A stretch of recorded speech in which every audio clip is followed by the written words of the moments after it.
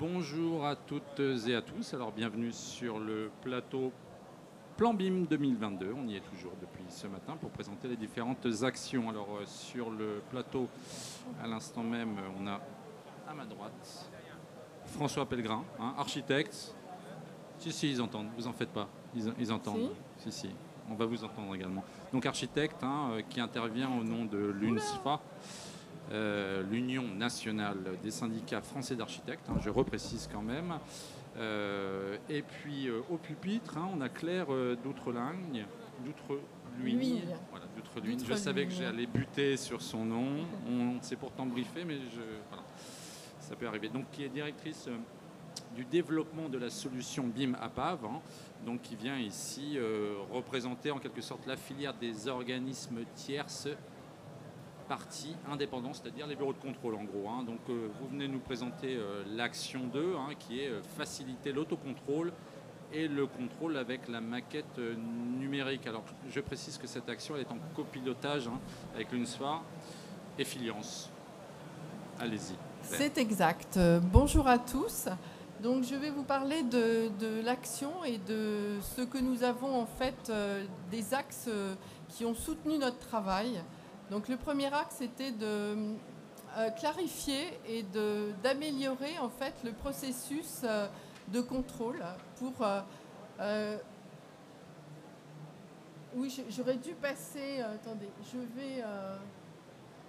Tu peux venir parce que ça ne marche pas. Il y aura un petit problème technique, ça peut arriver. Il y a un petit problème. Donc je disais que le premier axe, c'était effectivement de clarifier et d'améliorer le processus de contrôle. Et le deuxième axe de notre étude, c'était de mettre à disposition des outils de contrôle qui soient le plus automatisés possible à l'ensemble en fait des utilisateurs de la filière du bâtiment. Voilà, c'est bon. Voilà. Un petit rappel sur la définition en fait du contrôle, puisque c'est un processus qui va donc de l'autocontrôle au contrôle interne en passant par... qui va du contrôle de l'autocontrôle au contrôle externe en passant par le contrôle interne. C'est-à-dire l'autocontrôle, c'est celui qui produit en fait l'objet, la maquette qui est modélisée. Ensuite, il y a du contrôle interne qui est fait par le manager de l'entreprise. Et ensuite, il y a un certain nombre de contrôles externes. Voilà, donc on est bien dans un processus qui continue, qui est itératif. Alors, un processus de contrôle qui est efficace, c'est un processus qui permet en fait d'améliorer la qualité du bâtiment, de l'optimiser au niveau des coûts et des délais. Et d'ailleurs, le coût de non-qualité, enfin le pourcentage de non-qualité dont les experts nous parlent, les qualiticiens nous parlent, c'est 15% du chiffre d'affaires du secteur. Sur les 150 milliards d'euros, 150 milliards d'euros par 15%, ça fait pas loin de 22 milliards, si je compte bien, que l'on pourrait s'éviter de gaspiller chaque année si justement on autocontrôlait, on contrôlait mieux nos travaux. Donc la méthodologie qui a été sous-tendue par ces deux directions a été tout d'abord en fait d'identifier des logiciels, donc de faire un benchmark des outils de contrôle. Ça a été fait par la société TKM. Et ensuite de réaliser également des interviews au niveau de l'ensemble de... Il y avait 25 personnes qui ont été interviewées de la filière en fait du bâtiment. Voilà, toutes ces études, vous les retrouvez sur le site du plan BIM 2022. La suite, en fait, c'est de faire connaître en fait, le processus de contrôle. Donc, nous sommes en train de rédiger un guide méthodologique qui va définir et préconiser des organisations. C'est en fait rédigé par Hassen Slim, qui est professeur en fait des universités et spécialisé en sciences économiques. Et puis également par la suite, nous allons former en fait à travers des vidéos les utilisateurs pour qu'ils utilisent au mieux en fait les outils de contrôle.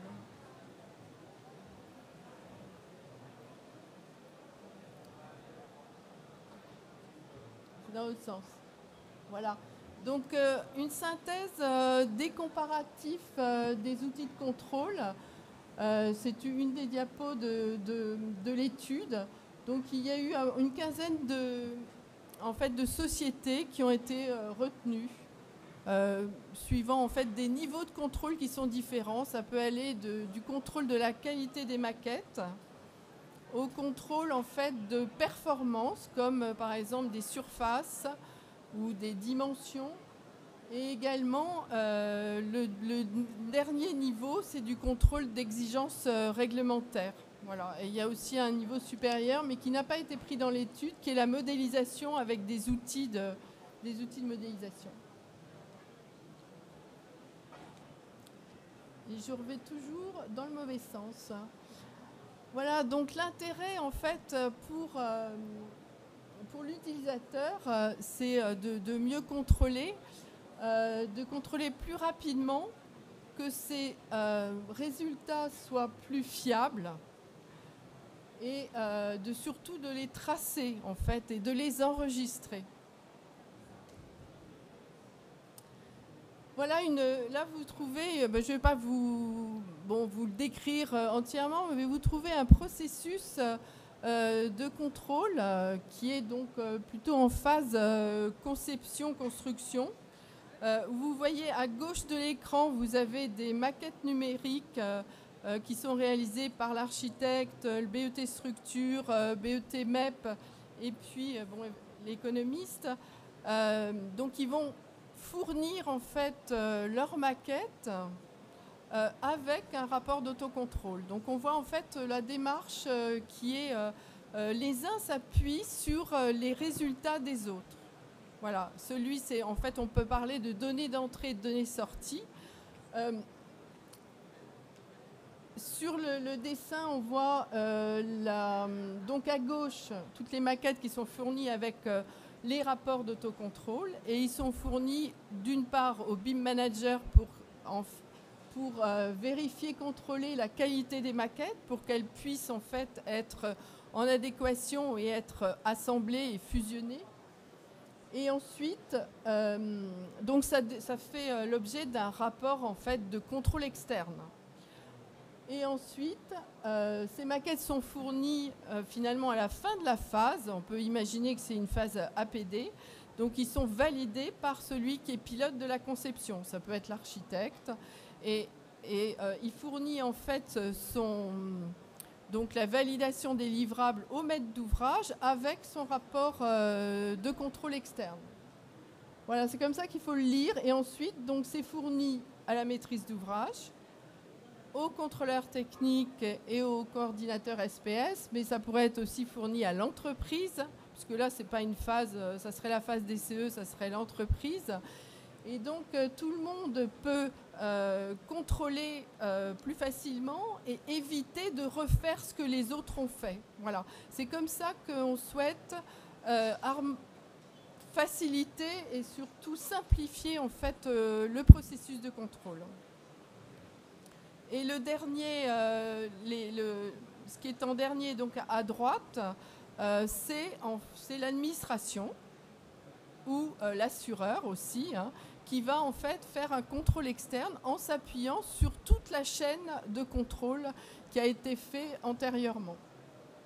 Donc on peut se poser la question finalement comment en fait on va adapter ce processus qui est connu en fait depuis longtemps mais qui n'est pas tracé et enregistré. Ce processus, il est tracé en phase chantier, puisque nous, en tant que contrôleurs techniques, l'article R111 du CCH, en fait, nous demande de contrôler les vérifications techniques qui incombent aux constructeurs. Voilà. Et donc ça, il y a déjà en fait cette phase de contrôle qui est vraiment connue et en phase chantier. Par contre, en phase conception, c'est déjà moins tracé. Oui, je reviendrai là-dessus. Ah oui, c'est ça. Non. Bon, je vois que l'architecte n'est pas tout à fait d'accord avec mes propos. Il va s'exprimer après. Il va s'exprimer. Tu veux t'exprimer tout de suite? Non, mais je veux dire, à chaque étape du projet, on a des livrables de sortie. Quand on remet une esquisse au maître d'ouvrage, on vérifie avant de lui remettre qu'on a respecté son programme, etc. Quand on est à la phase APS ou même à la phase avant-projet détaillé, là, il y aura aussi des apports, comme le schéma le montrait, du bureau d'études structure ou du bureau d'études thermiques. On a pour mission, avant de livrer notre travail au maître d'ouvrage, de contrôler que l'ensemble est cohérent. Oui. Donc, il y a quand même ce travail. Alors, est-ce qu'il est toujours très bien fait? J'en sais rien, mais il est inscrit dans le contrat. Non. Alors, je n'ai pas dit qu'il n'était pas, parce qu'en fait, c'est la validation des livrables, hein, que le contrôle n'était pas fait. Il est juste pas tracé, peut-être. Voilà, peut-être moins tracé, mais et pas enregistré. Voilà, c'est peut-être une des préconisations, en fait, du processus, c'est de les mettre à disposition de tous. Voilà,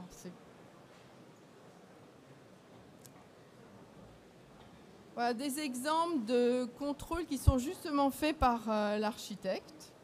Voilà, donc des contrôles déjà par rapport à la convention BIM. Est-ce que la maquette qui va fournir est correcte? Elle respecte en fait les exigences de la convention? Est-ce que donc la maquette fournie correspond en fait au programme du maître d'ouvrage, aux réglementations?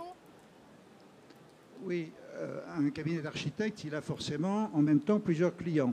Ils ont tous un programme, même si c'est tous, par exemple, des bailleurs sociaux, les programmes ne sont pas des copier-coller, ils ont tous leurs spécificités.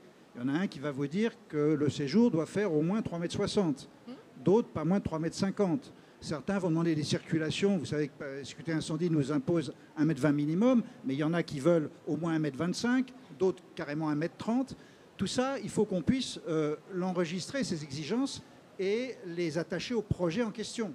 Et quand vous avez 10 projets différents, il ne faut pas se tromper. Donc, ce qu'on attend, c'est de pouvoir récupérer le programme du maître d'ouvrage, j'allais dire bimer. Bon, à défaut, nous le bimons nous-mêmes. C'est-à-dire que nous allons écrire ces règles et on lancera ensuite des superviseurs de contrôle, des checkers, pour vérifier en quelques secondes que tous les séjours font bien plus de 3,60 m pour tel maître d'ouvrage ou 3,40 m pour tel autre. Donc on gagne un temps fou et c'est là où cet autocontrôle nous donne un petit peu plus de sérénité, parce que quand on va remettre le rapport au maître d'ouvrage, ce rapport d'autocontrôle sera joint. Et les zones, enfin il y aura des feux rouges, des feux verts et des feux oranges. Feu vert, tout va bien, on a bien respecté. Feu rouge, on n'a pas respecté, on ne voit pas comment le faire. Feu orange, voilà. Et donc ça ouvre un dialogue directement avec le maître d'ouvrage sur des points sensibles. Il n'y a plus d'informations cachées. Donc toutes les exigences du programme, je prends là des codes dimensionnels, mais le respect du pourcentage de 2 pièces, de 3 pièces, de 4 pièces, on va aussi le contrôler à chaque instant. Les règles d'urbanisme, à l'exception de l'article U11 qui parle de l'insertion harmonieuse des bâtiments, hein, tout le reste dans les règles d'urbanisme, c'est du binaire. Un retrait, un prospect, une hauteur, un recul, voilà. Donc quand on a instruit ces règles, d'ailleurs, je fais du teasing pour la séance suivante, puisque comme chez vous. Après, on va parler du permis de construction numérique. Et toutes ces règles, on va les autocontrôler. Les labels, s'il y a un label ou une certification demandée, on va attacher les règles liées à ce label et on lancera les superviseurs de contraintes ou d'exigence pour s'assurer que tout est bien respecté. Et puis après, je te redonne. Oui, en fait, ensuite, c'était l'intégrité des données et des informations, c'est-à-dire qu'à partir du moment où, à partir du logiciel de CAO, on extrait la maquette au format IFC, donc il faut en fait vérifier et contrôler si toutes les données sont bien, du format natif sont bien reportées dans le format IFC. Et puis le contenu aussi dans les pièces écrites, donc ça c'est quelque chose aussi qui est apparu d'ailleurs dans le projet d'expérimentation Olympie, où il y a redondance en fait entre des informations qui sont contenues dans la maquette et des informations qui sont dans les pièces écrites. Donc ça aussi. Alors je vous parle c'est vrai que ces contrôles-là, pour l'instant il y a très peu en fait d'outils. Alors il y en a sur la réglementation, mais sinon il y en a peu qui en fait répondent en fait à ces objectifs. Hein. Ce sont des contrôles qui devraient être faits. Contrôle du programme, donc oui, mais actuellement il faudrait avoir un programme qui est sous format Excel par exemple, pour pouvoir. Le format Excel est très utilisé pour contrôler. Hein.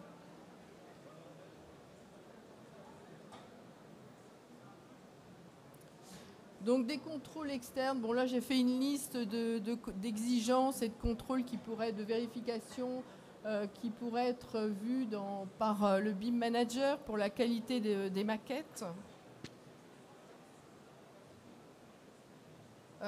Et puis tous les autres contrôles externes, donc, qui sont faits par la maîtrise d'ouvrage, les contrôleurs techniques, puisque c'est le métier du contrôleur technique de faire, là c'est technique, hein.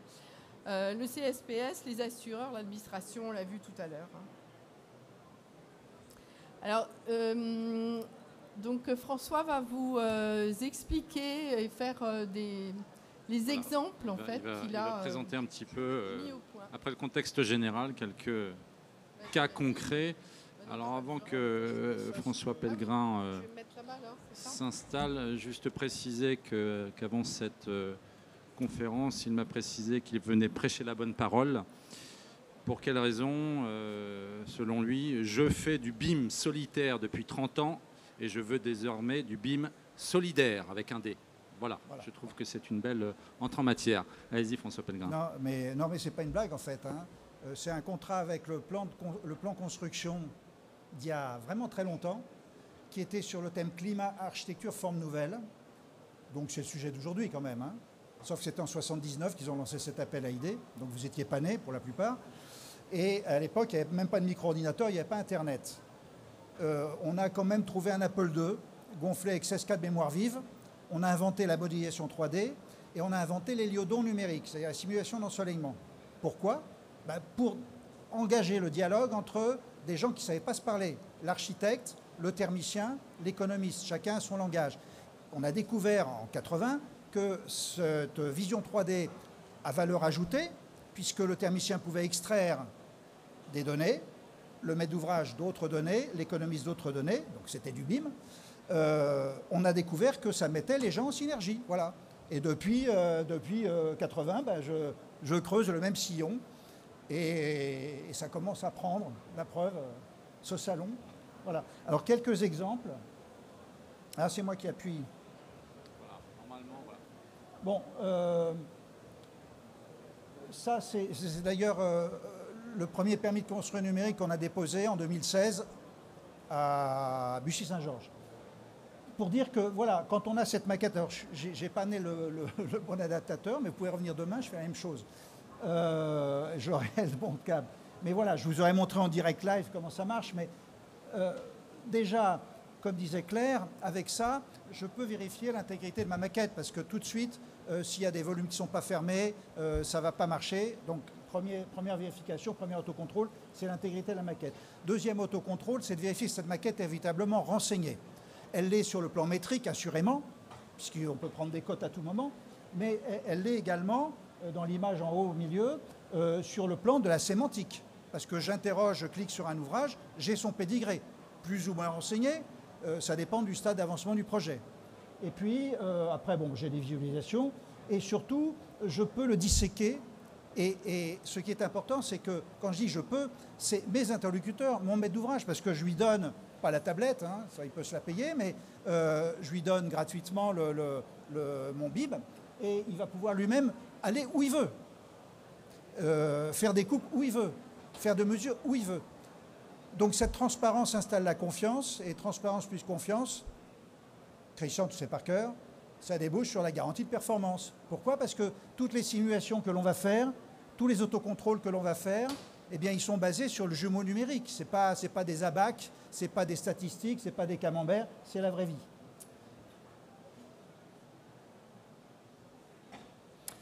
Qu'est-ce que je vais pouvoir autocontrôler? Je vais contrôler l'aspect bioclimatique et l'efficacité bioclimatique de mon plan de masse. Je vais pouvoir appréhender les ombres propres, les ombres portées, à tel moment de l'année, en hiver, le 21 janvier, solstice d'hiver, vérifier quand même que, y compris dans les rez-de-chaussée, on peut avoir un peu de soleil. Ce n'était pas le cas dans ce projet. Et on a eu un dialogue avec la maire de Bussy-Saint-Georges pour dire, voyez, votre PLU, on l'a respecté à la lettre, mais c'est un peu dommage, parce que... Elle me dit, ah bah oui, il n'est pas bien mon PLU, on va revoir ça. Voilà. Bon. Donc en tout cas, on met en évidence des tas de choses qui permettent aussi bien à l'élu qu'au maître d'ouvrage, qu'aux ingénieurs et à l'architecte de prendre des décisions, stop, on recule ou on va plus loin.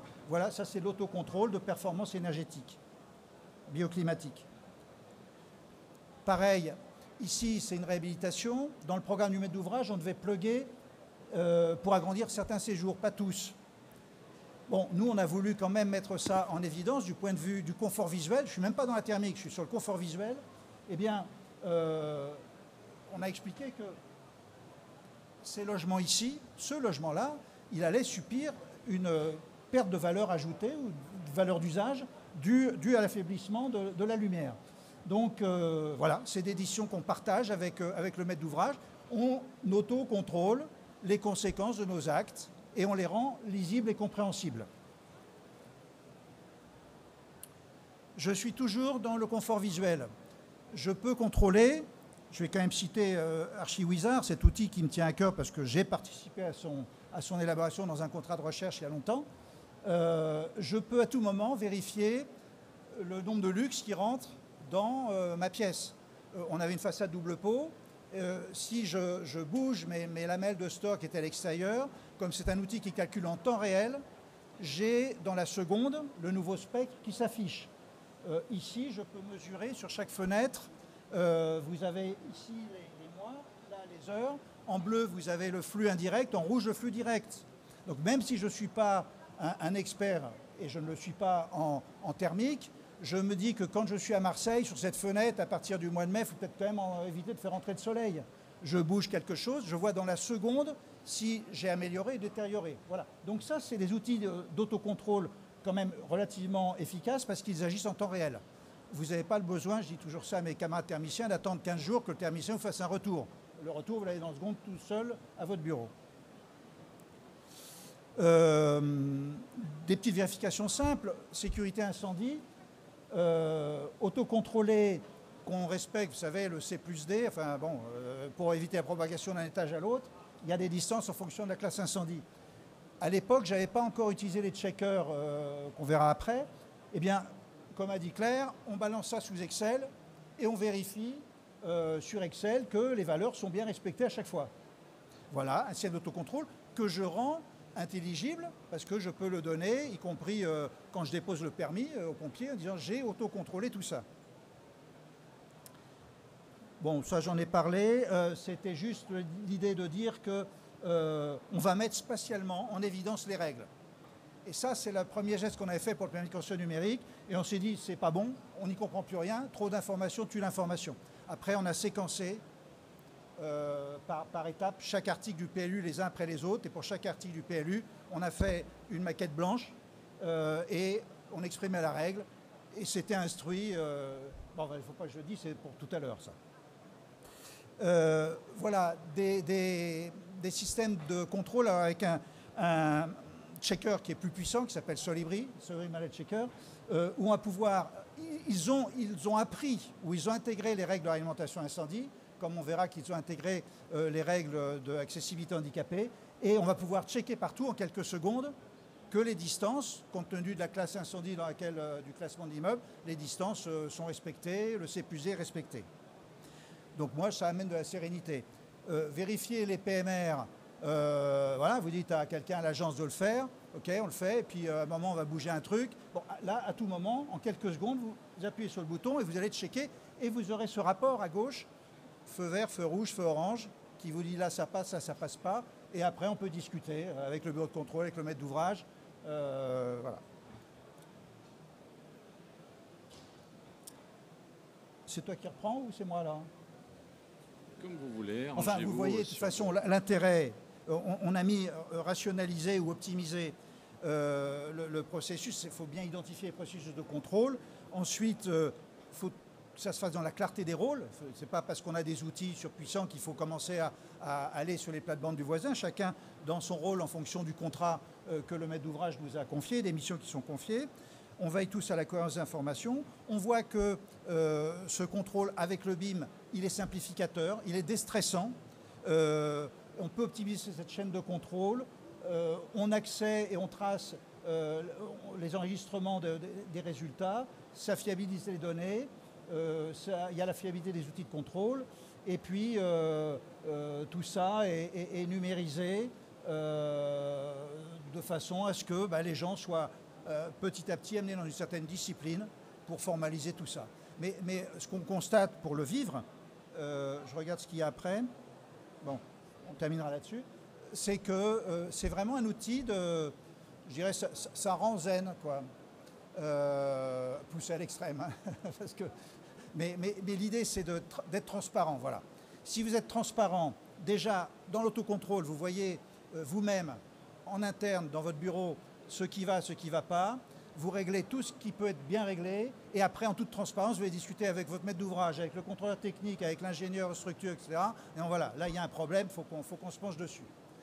Tout ça devient fluide et surtout intelligible. Et sans compter qu'on ne l'a pas fait ressortir là, mais tout ça peut se faire aussi à distance, confinement oblige, parce qu'on a les fameux BCF, hein, les post-it électroniques, qui permet à tout un chacun de venir, après examen d'une maquette, poster un truc, attends, là il y a un sujet, il faut qu'on regarde. Voilà. Je te laisse... Vous voulez conclure, Claire Dutreligne ? En fait, je vais conclure sur les prochaines étapes. Pour l'instant, comme je vous l'ai dit au début, on est en train de rédiger un guide en fait, de bonnes pratiques qui va disposer d'un recueil, par exemple, alors si je prends un exemple sur les plans de contrôle, il serait intéressant d'avoir des plans de contrôle à l'issue de la conception. Voilà, et qui seraient peut-être produits avec la convention BIM. Donc, puisque ça permettrait en fait que chacun travaille aussi pour le suivant. Parce que pour l'instant, on a quand même tendance à rentrer les données qui nous intéressent. Mais justement, le BIM, c'est collaboratif et il faut penser à celui qui va contrôler derrière et pour qu'il ait les bonnes infos. Donc, faire des plans de contrôle qui soient transparents et visibles pour tout le monde. Donc, comme je vous l'ai dit, on va réaliser aussi des tutoriels donc, par métier, par phase. Et puis notre idée aussi c'est donc ça sera fait donc à la rentrée d'avoir un comité des éditeurs, des principaux éditeurs et de leur faire part des besoins en fait de contrôle qui ont été mis en évidence au cours de l'étude. Voilà, pour qu'ils puissent bien développer des nouvelles fonctionnalités ou faire savoir parce que j'ai déjà en fait présenté à certains grands éditeurs. Et en fait, la réponse a été de dire, il manque une formation pour savoir faire et l'utiliser. Oui, parce qu'en fait, on se rend compte que il y a combien d'architectes là ? Bon, pour les concepteurs en tout cas, qui utilisent les logiciels les plus répandus, je ne vais pas citer de marque, ces logiciels possèdent en interne toutes les fonctionnalités pour faire la plupart de ce qu'on vient de décrire. Simplement, ça leur est peut-être pas encore venu au cerveau, comme demande en tout cas, et les utilisateurs sont restés un peu à l'écart. Mais vous avez la possibilité sur ces logiciels de faire ça. Donc c'est très important ce dernier volet, on va le faire à la rentrée, c'est de faire se matcher les éditeurs d'abord des grands logiciels graphiques, leur expliquer nos besoins et je suis sûr qu'en interne, très vite, ils vont trouver les solutions parce que nous, sur le logiciel qu'on utilise, on fait déjà pas mal de choses en interne, il a les fonctionnalités. Mais je sais qu'on est pratiquement, ils nous le disent, on est presque les seuls à leur demander ça. Donc voilà, là il n'y a pas de surcoût puisque vous avez acheté le logiciel, c'est juste des extensions que le développeur doit mettre en évidence. Merci. Conclure, est-ce que vous avez des questions ? Il n'y a pas trop de questions dans le public, Claire, pour des raisons sanitaires. On ne peut pas trop passer le micro. Bah oui, on est réduit quand même à la portion congrue. Voilà. Eh bien, merci Claire Dutreligne et merci François Pellegrin. Je rappelle que cette conférence est filmée, que vous pouvez la retrouver sur le site plutôt du